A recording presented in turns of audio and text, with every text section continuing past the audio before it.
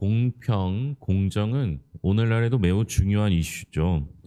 교육 기회 격차, 불공평한 직업 선택의 기회, 빈부격차의 문제 등이 많은 사회 갈등을 만들어내고 있습니다. 법의 공정성도 마찬가지죠. 죄에 비해 가벼운 형별로 피해자를 더 억울하게 하는 일, 반대로 너무 가혹한 형별로 과도한 괴로움을 받는 일이 벌어지기도 합니다. 이러한 사회 속에서 하나님의 통치 원리를 따라 공평하고 공정한 공동체를 지혜롭게 가꾸하는 것이 그리스도인의 중요한 책무입니다. 하나님은 각 지파에게 레위인의 몫을 떼어주기를 명령하시죠. 별도의 기업을 분배받지 못한 레위인들은 각 지파의 기업에서 무엇을 얻었습니까? 2절과 3절입니다. 2절, 3절 같이 읽겠습니다. 이스라엘 자손에게 명령하여 그들이 받은 기업에서 레위인에게 거주할 성읍들을 주게 하고 너희는 또 그 성읍을 두르고 있는 초장을 레위인에게도 주어서 성읍은 그들의 거처가 되게 하고 초장은 그들의 재산인 가축과 짐승들을 둘 곳이 되게 할 것이니라.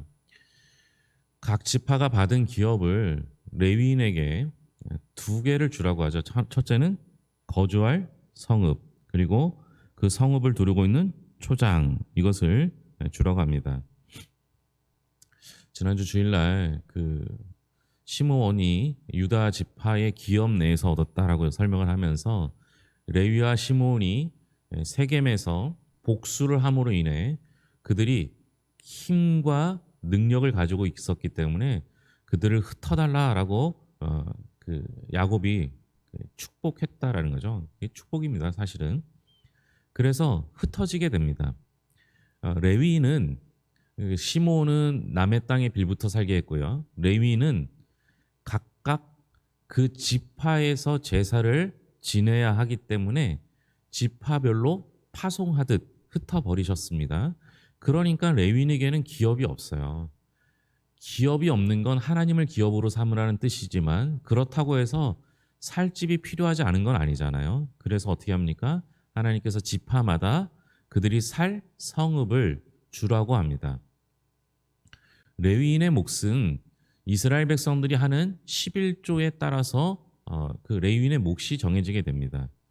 그러니까 성도들, 그러니까 이스라엘 백성들이 하는 11조에는 자세히 제사법에 보시면 알겠지만 제사법에 그 양이나 소의 일부를 레위인이 가질 수 있도록 했거든요. 그런데 그뿐만 아니라 목축, 가축을 11조로 하는 경우도 있었습니다.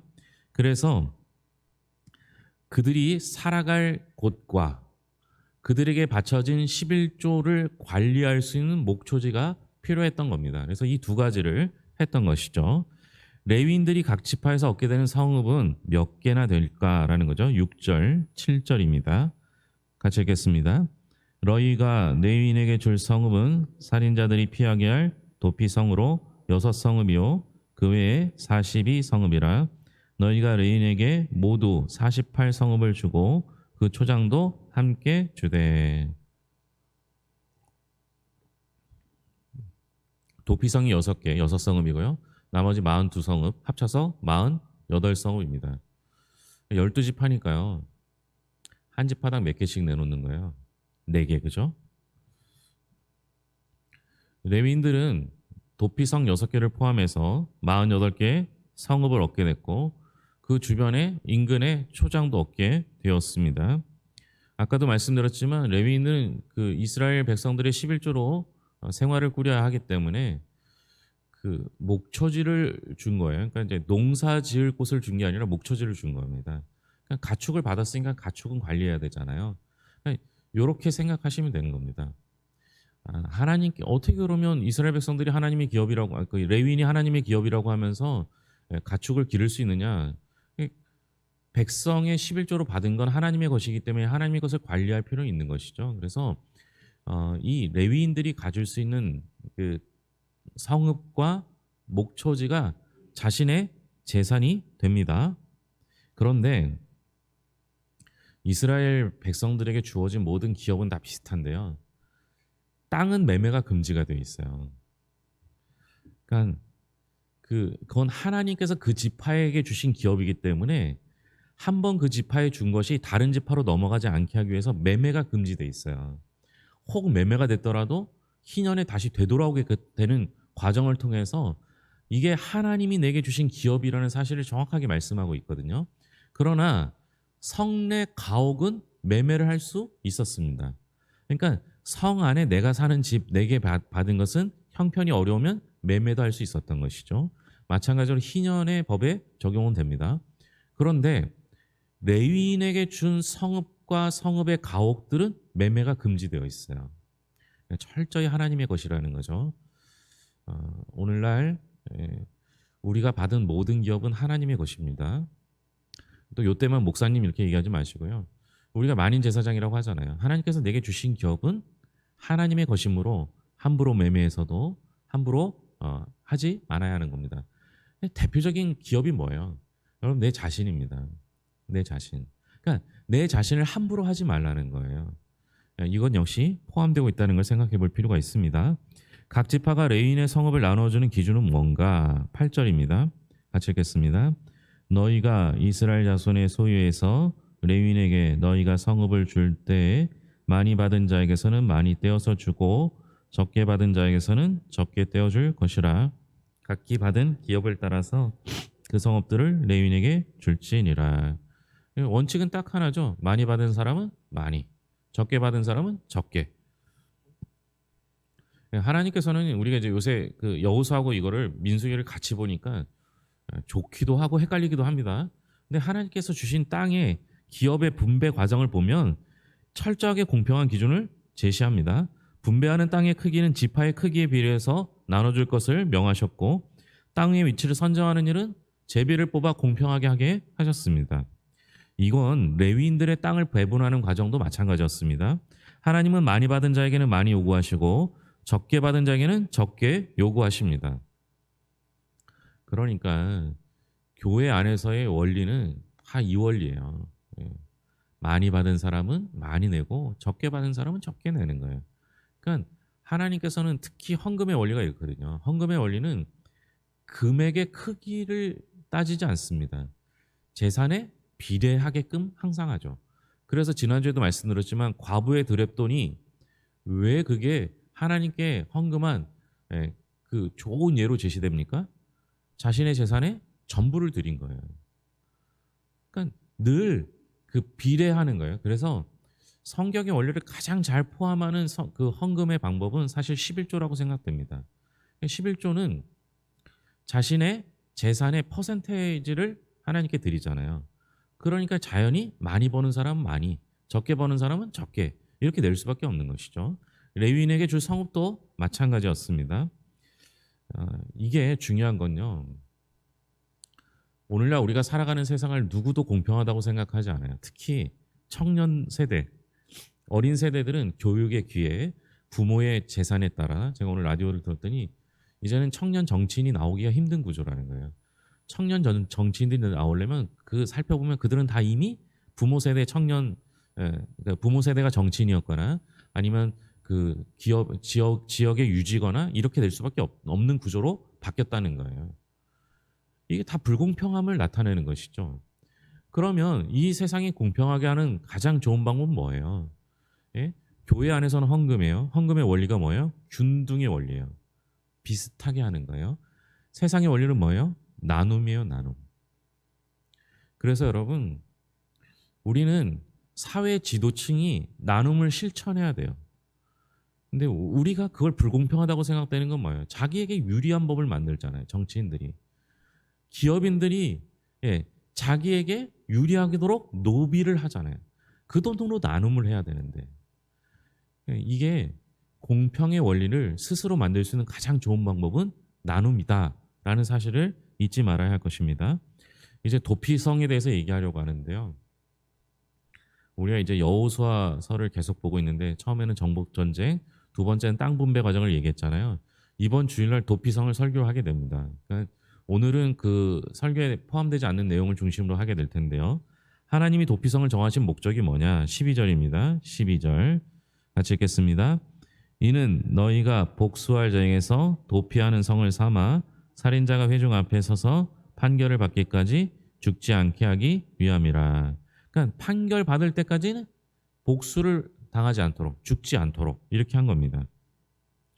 근데 여러분, 도피성은 무조건 피신처는 아닙니다. 공정한 재판이 가능하도록 제정하신 공의의 수단이었습니다. 이스라엘에게는 친족의 손해를 회복케 하는 고엘 제도가 있습니다. 그러니까 이제 되물림하는 거죠. 그런데 이 고엘 제도 안에는 복수도 포함되어 있습니다. 하지만 복수는 오직 의도적인 살인에 대해 적용되는 것이기 때문에 하나님은 도피성을 통한 정당한 수사와 재판의 기간을 확보하도록 한 거죠. 그러니까 오늘날 말로 하면 방어권을 위해서 만들어 준 거예요. 그 이제 고대법이라고 하면요, 눈은 눈으로, 이는 이로, 뭐 이렇게 하잖아요. 생명은 생명으로. 이게 우리 이제 현대를 살고 있는 우리의 법의 근간이 되는 법이었어요. 이 법은요, 사람의 욕심 또는 그 사람의 그 복수 이것을 제한하는 법이었기 때문에 그 당시에는 파격적이었습니다. 간단히 생각해 보면 이래요. 길 가다가 여러분들이 어느 모르는 사람에게 갑자기 뺨을 한 대 맞았어요. 그럼 어떻게 하겠습니까, 여러분? 내가 한 대 맞았으니까 너도 한 대 맞아 이렇게 때립니까? 만약 그렇게 칩시다. 그렇게 때렸어요. 그럼 분이 풀리십니까? 안 풀려요. 누가 나에게 해를 입혔잖아요. 예? 누가 나를 아프게 했잖아요. 그러면 우리는 그 사람의 가족까지 다 아파야 돼요. 그래야지 좀 분이 풀려요. 그래서 하나님께서 정하신 법은 딱 피해를 받은 만큼만 피해를 주게 돼 있어요. 이 고대법이 다 그런 형태거든요. 그러니까 이거는 너희가 당한 것 위에는 복수하지 말라는 거예요. 또 하나, 이 기간을 안 주면요, 방어할 수 있는 시간을 안 주면요, 오해로 비롯된 살인을 저지를 수가 있어요. 오늘날 이렇게 법이 강화되고 과학이 발전됐어도요, 살인자나 뭐 범법자들을 정확하게 잡아내지 못하는 경우가 있어요. 그래서 피해를 입히지 않은, 그러니까 뭐 살인을 하지도 않고 남을 해를 입히지 않은 사람이 그 불이하게, 그러니까 자기가 저지르지 않았음에도 불구하고 그 죄를 뒤집어 쓰는 경우가 있잖아요. 그런데 만약 누군가 내 가족이 그 피를 흘리고 죽었는데 그 옆에서 피를 만진 사람이 있어요. 근데 평소에 뭐 행동이 안 좋은 사람이었어요. 그럼 당장 오해하잖아요. 그 사람이 도와주려고 했는지 진짜 죽인 건지 알 수가 없잖아요. 그러니까 재판을 할 수 있는 기간을 확보해 주기 위해서 도피성을 두었습니다.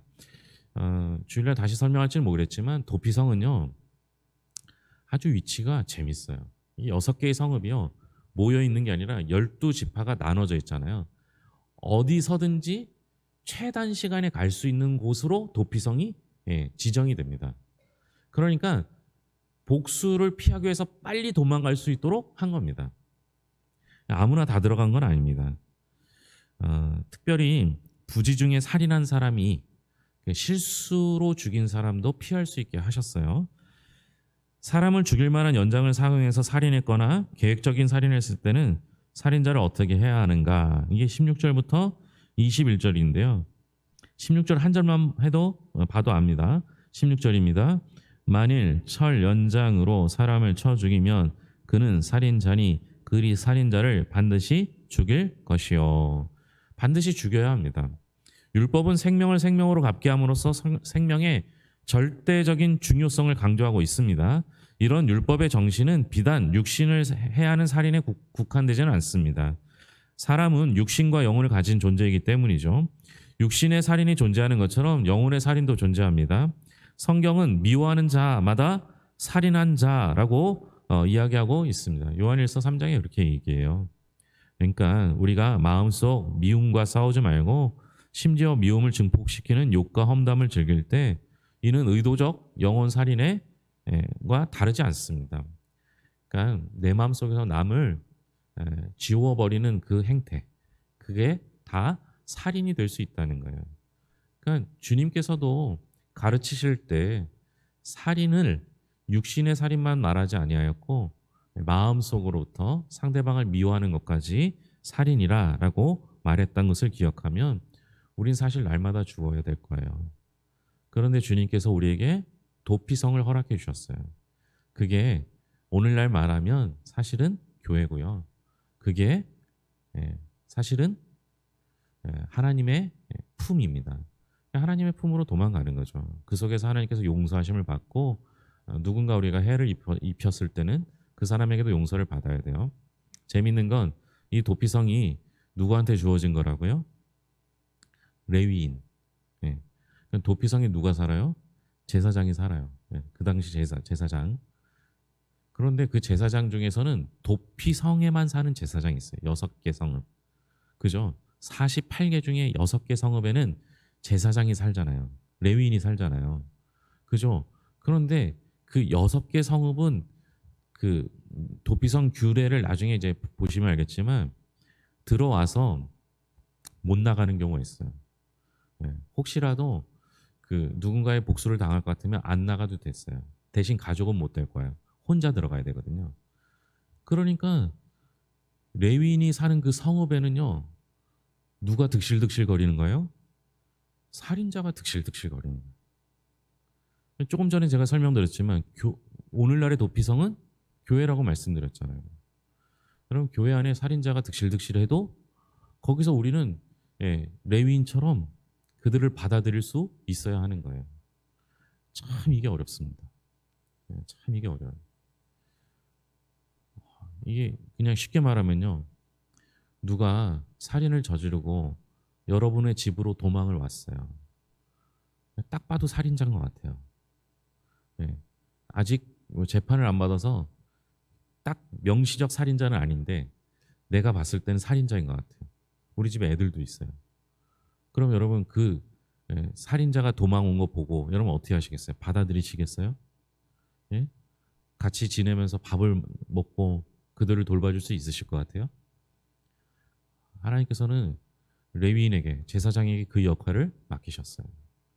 그러니까 우리는 교회는요 좋아하는 사람만 있어서는 안 되는 거고요. 싫어하는 사람, 무서워하는 사람, 어려운 사람도 있어야 합니다. 도피성이 그랬잖아요. 제사장이 사는 그곳이 그랬잖아요. 그런데 그곳에서 회복되고 또 다시 그 가족에 대한 연민과 사랑 때문에 죽음을 무릅쓰고 다시 가족의 품으로 돌아가는 경우도 있었어요. 그 법도 있거든요.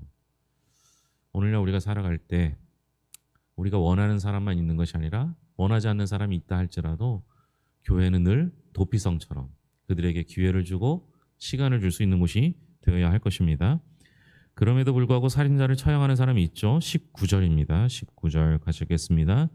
피를 보복하는 자는 그 살인한 자를 자신이 죽일 것이니 그를 만나면 죽일 것이요. 피를 보복하는 자가 처형하는 사람인데요. 도피성 제도는 피해자 가족들의 복수가 개인적인 보복심이나 원한을 넘어서 공의에 처벌해야 함을 보여줍니다. 하나님께서 피해자들에게 직접 처형을 명하신 것은 피해자의 원한을 풀어주는 일이기도 하지만 동시에 엄중한 책임을 요구하는 것이기도 했습니다. 만일 엄격한 수사와 재판 과정 없이 억울하게 사람을 처형할 경우에 자신들이 죽인 그 사람의 피는 고스란히 자기에게 돌아가기 때문입니다.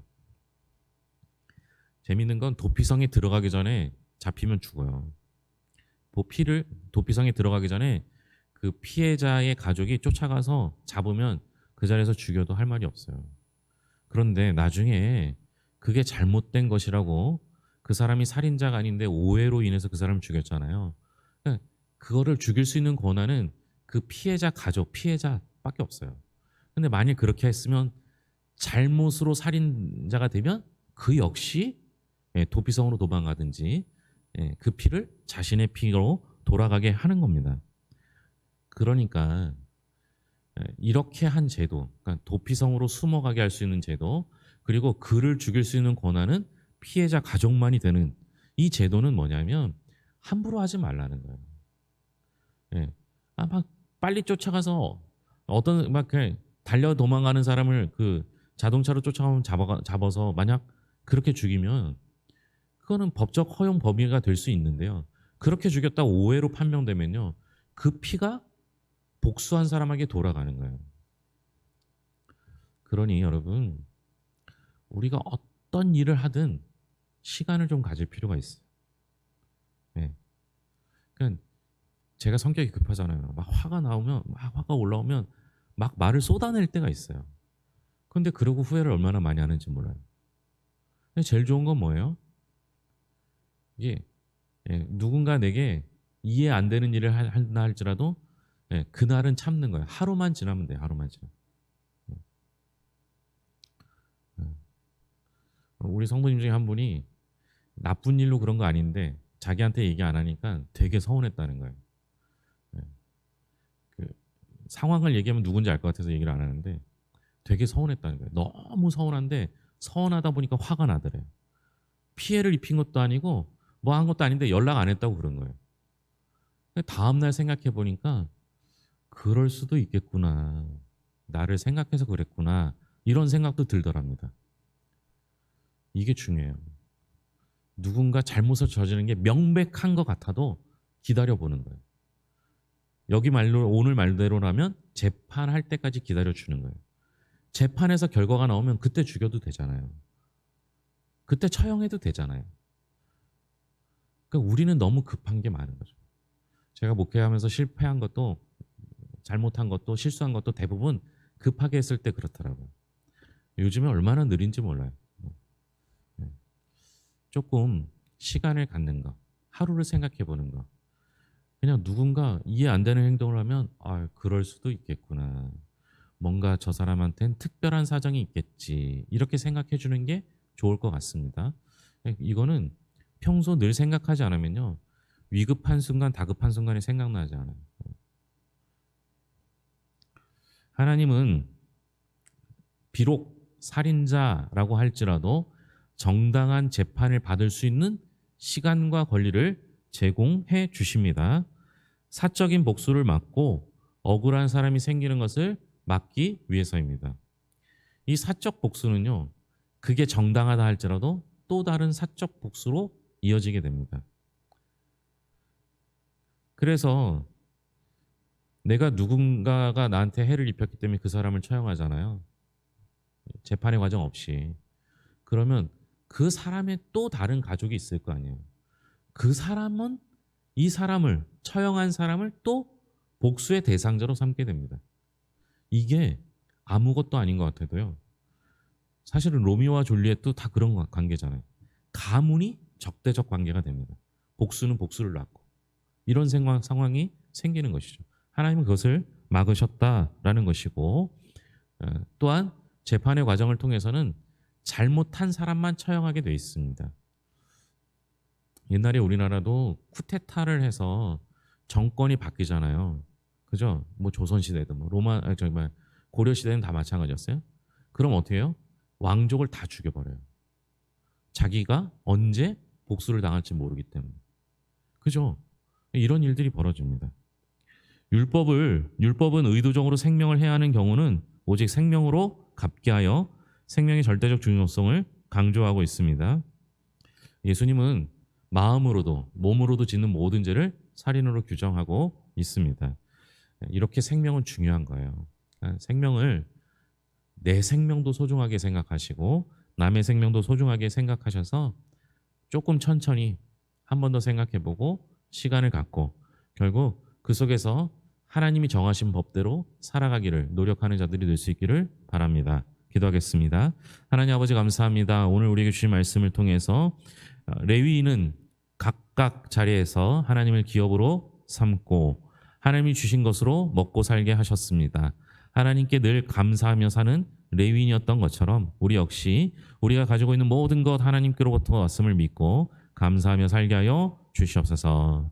하나님 아버지, 실수한 사람에게 피해를 주지 않기 위해서 시간을 주기 위해서 도피성을 허락하셨고 그 도피성은 오늘날 교회가 될 수 있도록 인도하여 주셔서 우리 교회가 하나님 아버지 누군가를 품고 회복하는 교회로 쓰임받게 하여 주시옵소서. 하나님 아버지, 수술받고 입원해 있는 성도 붙잡아 주셔서 속히 회복될 수 있도록 인도하여 주셨고 고통을 주여 주시옵소서. 하나님 아버지, 독감, 감기 또 여러 가지 증상으로 고생하는 이들이 있습니다. 하나님 함께 해주셔서 빨리 회복시켜 주시옵고 또 하나님 아버지 하나님을 의지하면서 기도하면서 이겨낼 수 있도록 붙잡아 주시옵소서. 몸이 약하면 마음도 약해지고 영혼도 피폐해지는 경우가 있습니다. 하나님 아버지 우리의 몸과 마음과 영혼을 붙잡아 주셔서 날마다 주님 안에서 기쁨이 충만한 삶을 살아갈 수 있도록 주님 붙잡아 주시옵소서. 한 주간 살아가는 동안 주님께서 함께 하실 것을 믿으며 모든 것을 예수님의 이름으로 기도합니다. 아멘.